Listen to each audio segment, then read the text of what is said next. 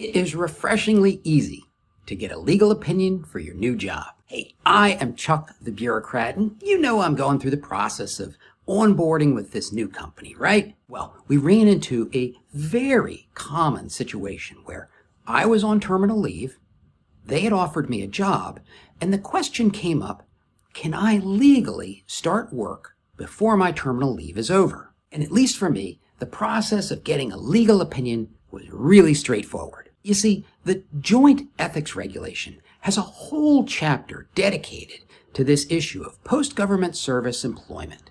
But you don't have to wade through this regulation to figure out if you're doing the right thing. Current and former DoD employees can obtain counseling and written advice from the command they're leaving. In fact, in some cases, they're required to. Now, when you ask for advice, they're going to give you this Department of Defense form DD 2945. This form basically has you filling in your resume, giving some details about specific jobs that you've held, and then including information about the job you're going to be taking.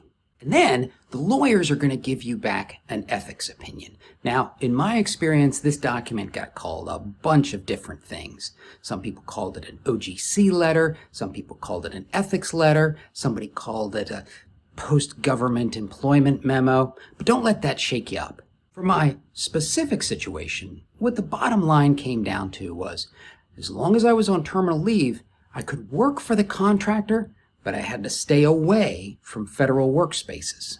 Just being in government spaces as a representative of the contractor while simultaneously a member of the military, that created a problem. So it's a good memo.